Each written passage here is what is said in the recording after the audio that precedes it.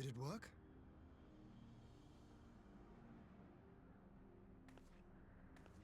It did.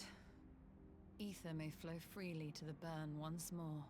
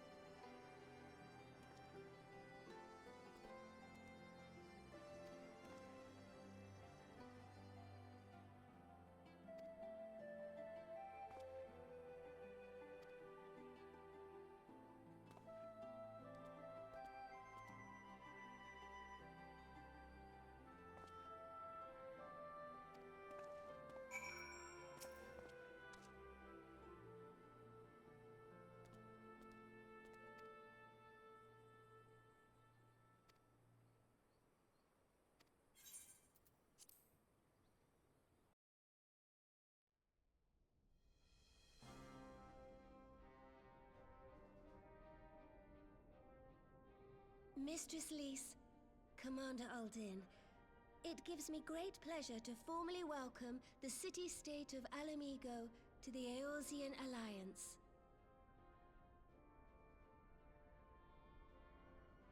The pleasure is ours, Your Grace. I know I speak for all Alamegans when I say that we are glad of this chance to stand with our comrades of the Alliance. And we, for our part, are glad indeed to be able to welcome friends both old and new.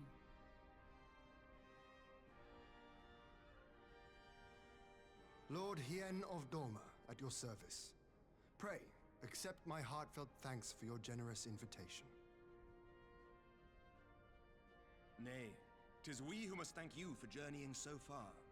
And 'twould be remiss of me not to acknowledge the part the Scions of the Seventh Dawn have played in bringing all of us together.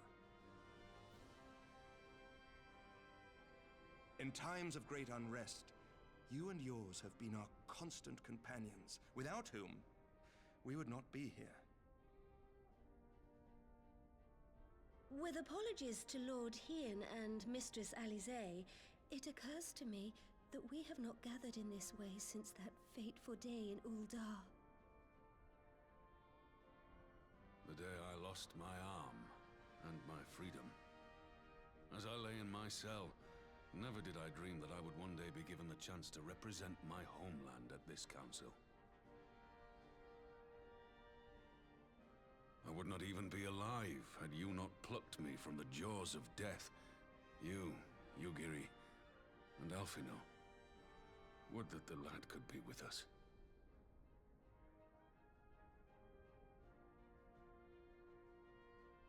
I too owe my presence here to Alphino, in so many ways.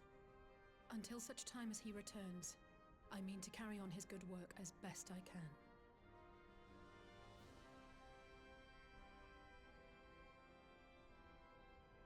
Come, friends. Let us leave the past in the past and turn our eyes to the future. My Lord Hien, pray, tell us how things stand in the east.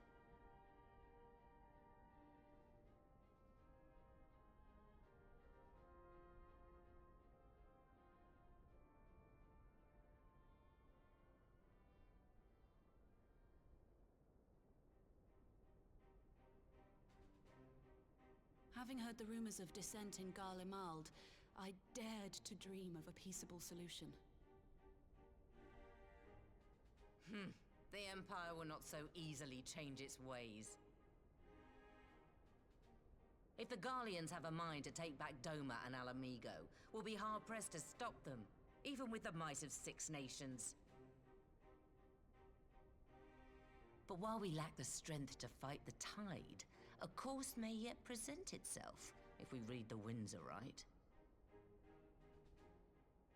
The winds suggest but one course to me. One which leads from the sea unto the river and thence to the source of all our woes. The Ascians. Indeed. All here have felt their blighted touch. It was the bringers of chaos who nurtured the Archbishop's tyrannical ambitions.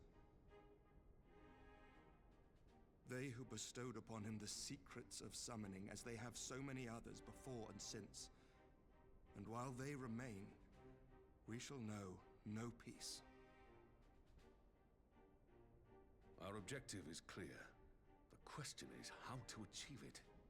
That our enemy parades about in Xenos' skin poses problems in itself, but ere we get to them, how are we to infiltrate the Empire and get close enough to strike?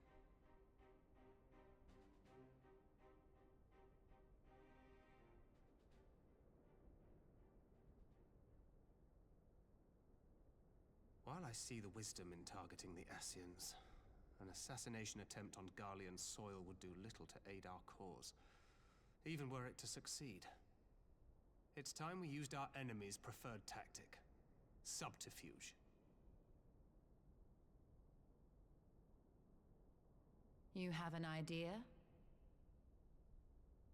Speak your mind, Master Thancred. None here know the enemy better than the Scions, and you mayhap best of all.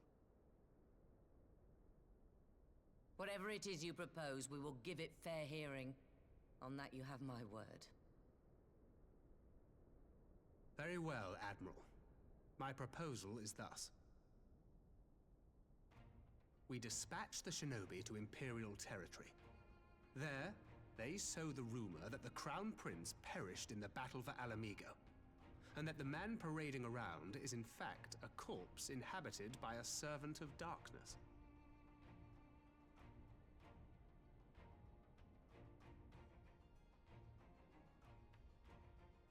Well, it does have the ring of truth about it. And were the Garleans to learn that their future ruler is a puppet, the Empire would be shaken to the core. But at the risk of sounding stupid, would they actually believe such an unlikely story? I didn't. Ordinarily not. But prior to his miraculous recovery, rumors of Xenos' death had already begun to circulate around the Empire. Ultimately, however, what the masses believe is not our chief concern. Our true objective is to create an opening for rival factions within Garlemald to exploit. Just as a war of succession erupted in the wake of Emperor Solus's death. A war which raged until but recently, plunging the Imperial House into disarray as nephew and uncle grappled for the throne. It is no coincidence that one of Varus's first acts as Emperor was to name Xenos heir apparent, family feuds being so tiresome when armies are involved. Not all welcomed his choice of successor, however. There is no shortage of individuals who aspire to the throne, who would jump at any chance to seize power. The news that Xenos is not only dead, but a puppet to diabolical forces would be too enticing to ignore. The Empire would not be quick to recover from a second war of succession. I am no stranger to infiltrating Imperial territory.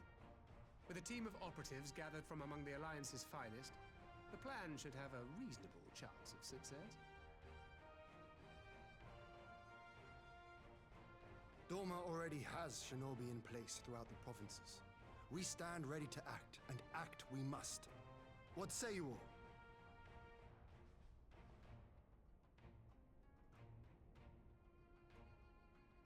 I'm for Master Thancred's proposal.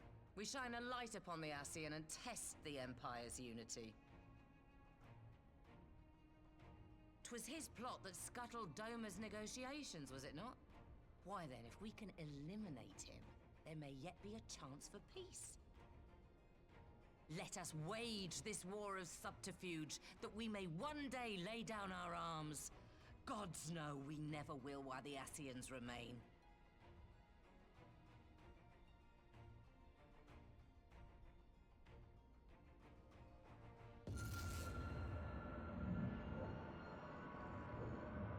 That way. Sorrow.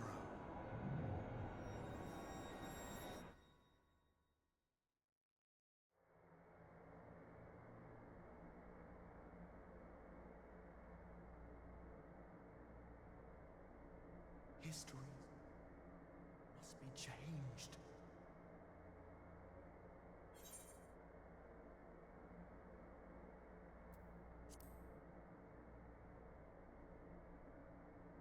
Ahead looms a calamity. Ahead looms light, expunging all form and life. Twin dooms only you can forestall. Only you. What's the matter?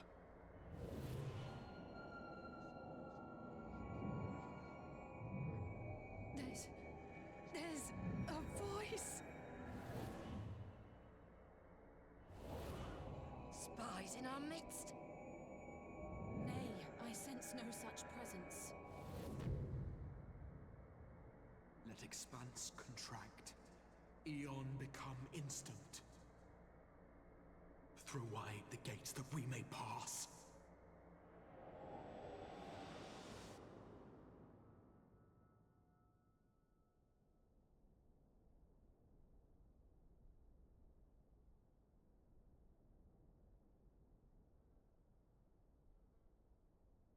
Is it over? Master Thancred!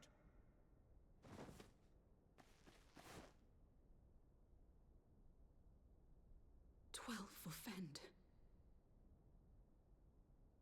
Bear him to a private chamber. Have every healer make ready. Swiftly!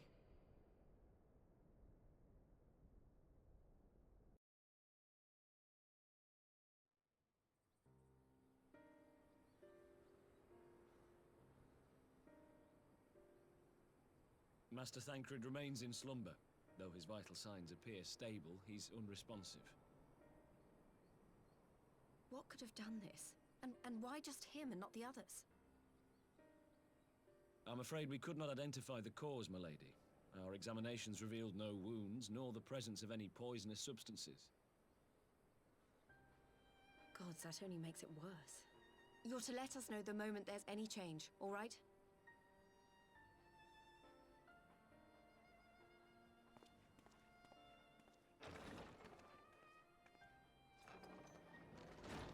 Thank you for coming. Knowing Thancred, he would apologize for being otherwise engaged at so crucial a juncture. In gifting us a course of action, Thancred sowed the seed of all that is to follow. We have but to nurture it as best we can. To him, I would say, rest easy, that he may wake to enjoy the fruits of our labors. Now, the matter of the mysterious voice must not be forgotten. Will you tell me exactly what happened? Alisaie and I heard a voice in the moments before Thancred collapsed. It was accompanied by a severe headache, as if something were clutching at our minds. Did you experience the same thing?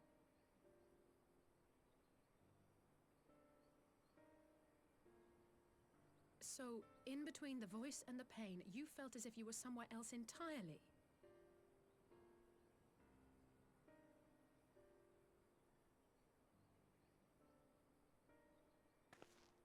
Your testimony confirms my suspicion. That which you experienced was, I believe, your soul being plucked from your flesh. Called. Called?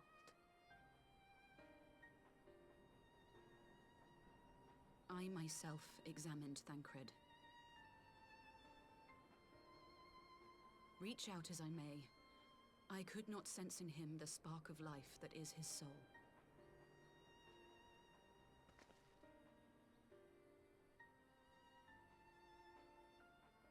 That Thancred alone was stricken so is likely due to his heightened sensitivity to the effects of ether, a consequence of his prior possession by the Ascian, the Hebrea. The owner of the voice, whoever it may be, reached out to you, called your souls, and in so doing, caused you and yours such pain. But if that's true, where exactly are we being called to? I know not. Yet one thing is plain. Whoever waits for you on the other side is possessed of a power unlike any I have ever known.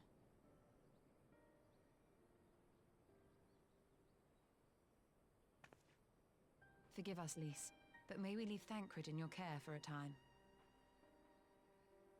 As if you had to ask. I may not be a scion anymore, but I'm no less a friend. Don't worry. I'll see to it that Thancred's well looked after. Just focus on solving this mystery, all right? Thank you, Lys. As the Elder Seedseer says, 'tis no ordinary individual we are dealing with. Nor can we discount the possibility of Ascian involvement. Whoever or whatever is behind this, the sooner we find out, the better.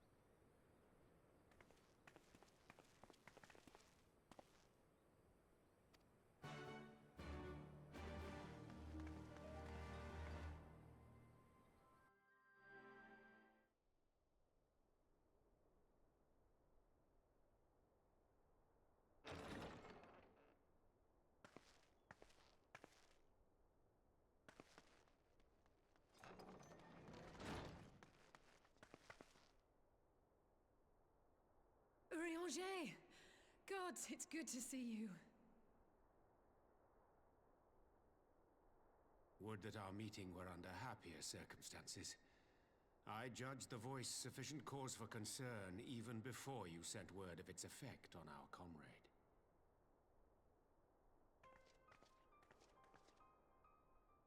You heard it too, then?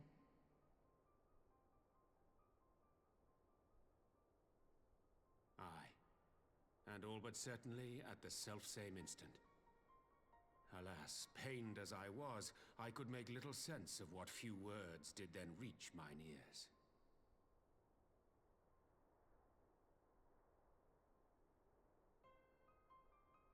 Who do you think is responsible? Could this be the Ascians doing? That I cannot say. Not when so little is known. Ere I indulge in speculation, I would examine Thancred with mine own eyes. To Alamigo, then, without further delay. One other thing. During my visit to the Far East, I observed a strange phenomenon. Thou referrest, I presume, to the localized reduction in etheric density.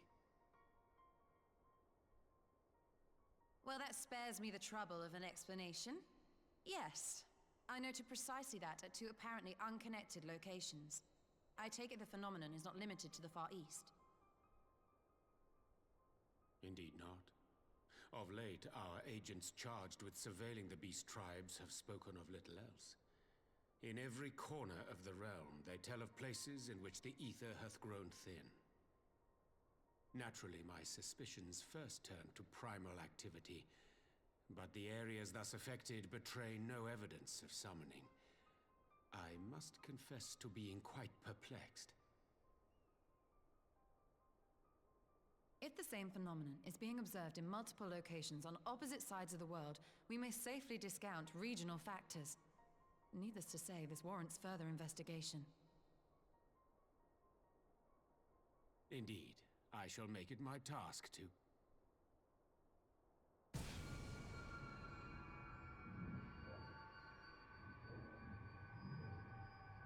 voice. It calleth to me once more.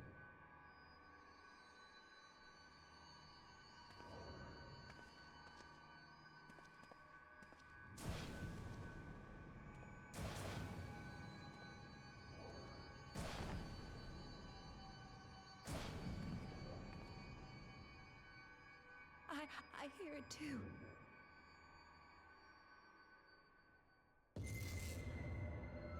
Only you. Only you. No! Ishtola! Rianger! Throw wide the gates.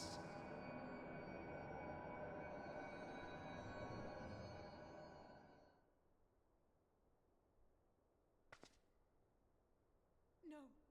No, this can't be happening!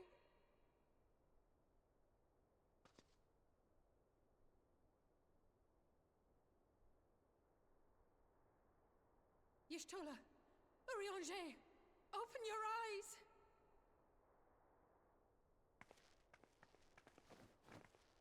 Open your eyes, I beg you!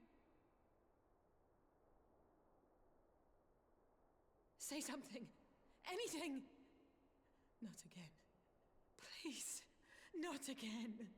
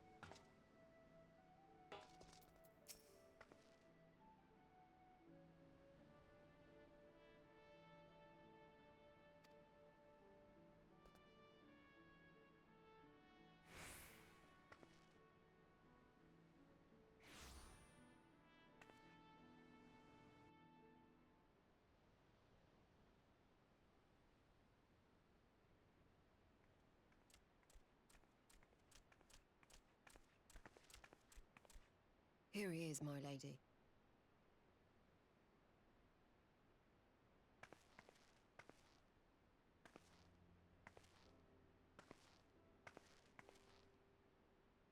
Gaboo, it's been too long.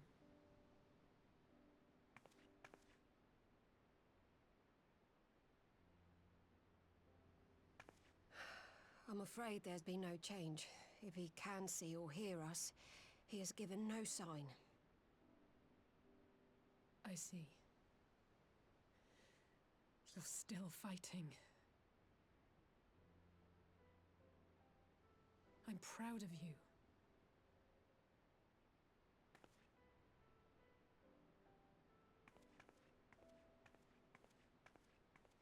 We promised that we would come and visit you together, didn't we? Alphino and I. I'm sorry that we haven't managed that yet.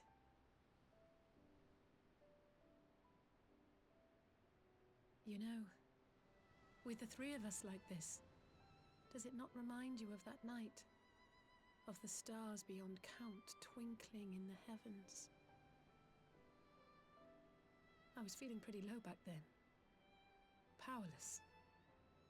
But I knew that my brother was close by if I needed him, and that the others would be waiting for me back at the Rising Stones. Not like now.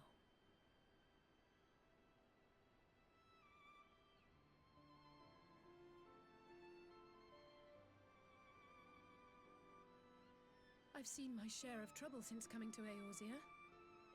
Been reminded again and again of my limitations. Of how little I can change about this world. And I've come to know the sorrow of parting all too well.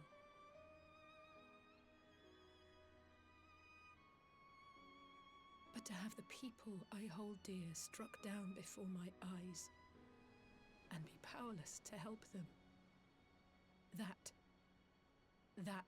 I cannot bear.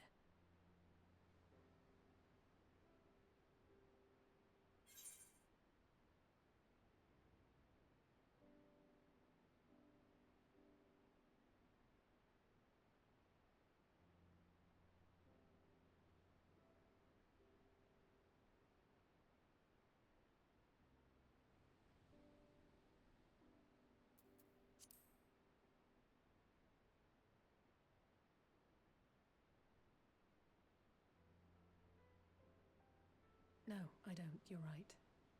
It's pure arrogance to imagine I can solve everything by myself. You'd think I'd have learned that by now. Thank you.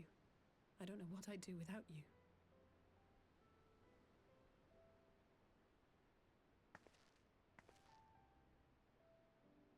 Well, that's more than enough brooding for one day. Come on. We have friends to save.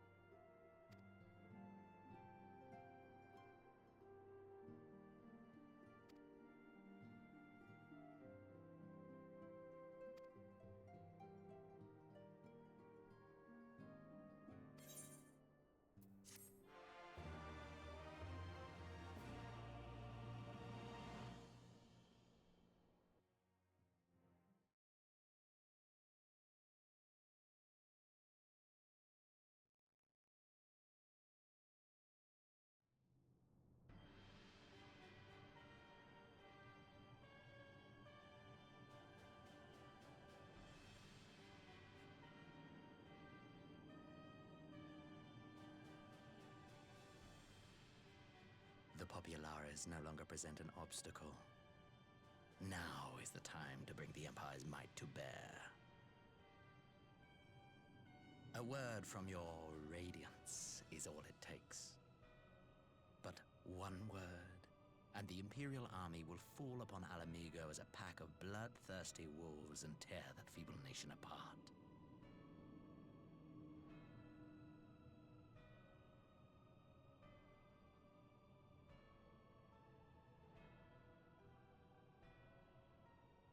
Have you no words for me? Despite the lengths I go to, an emissary playing the part of a fool. When first I took this face, I swore to use all of my knowledge, all of my power, to further the cause of the Empire. My deeds stand testament to my commitment. And with this adamant flesh at my disposal, I could destroy the Icon Slayer as easily as one might swat a fly. Why do you hesitate?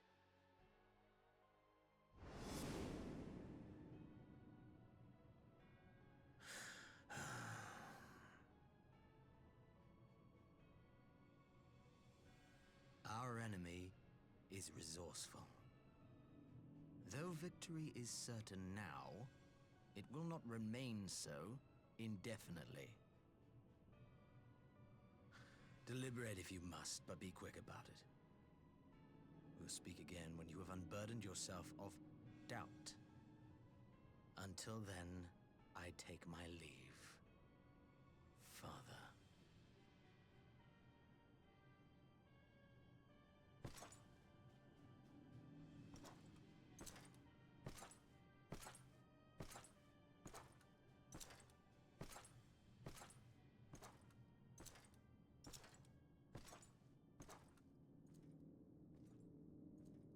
I should be the one to sigh.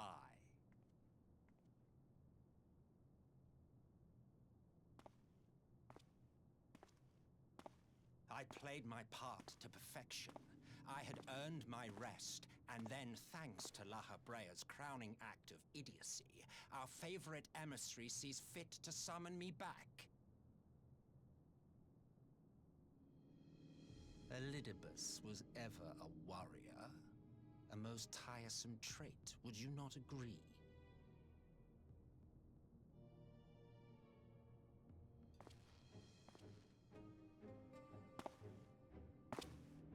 What? Have you no words for me either? No matter. I've long grown weary of this mummery. Now, my dearest grandson, let me remind you of your place in the simplest of terms.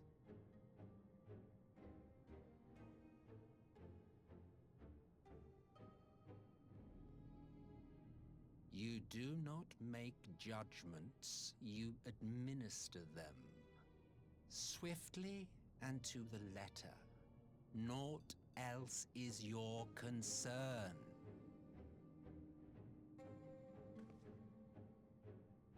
Elidibus may be an insufferable bore, but he is no fool. His choices as emissary seldom err.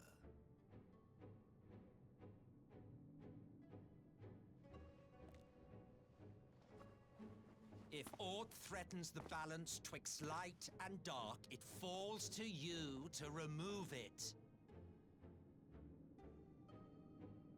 Be it by your own hands or by your armies, you have ample means at your disposal.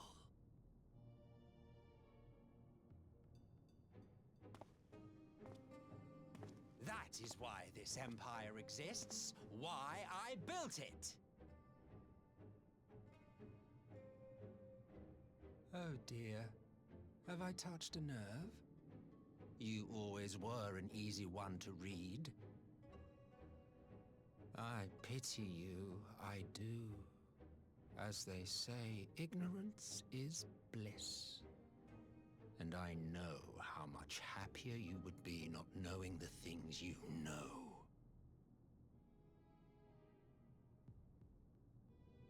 The Founding Father was an Ascian, and he created the Empire solely for the purpose of sowing the seeds of chaos.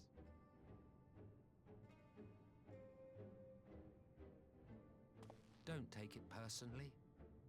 I merely do my duty. To bring about a calamity requires no small amount of power, and there is no surer way to obtain such power than by collecting powerful pawns.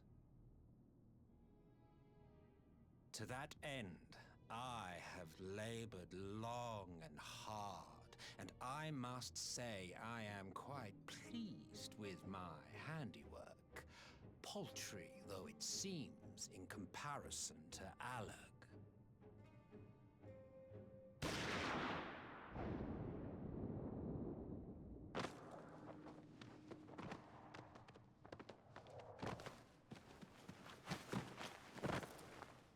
You fiends are overfond of your own voices.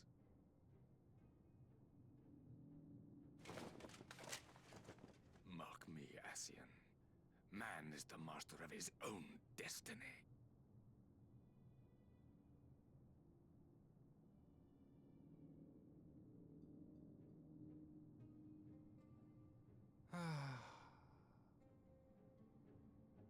Such a waste of time and energy, both yours and mine.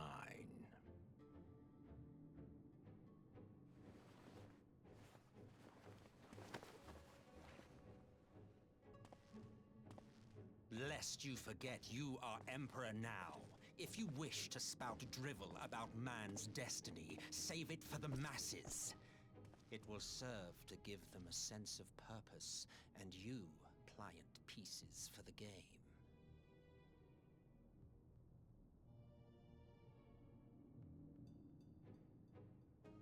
Oh, do stop sulking, boy.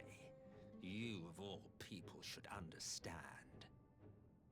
Ours is a struggle to restore both mankind and the world to their rightful state. Viewed thus, our goals are one and the same.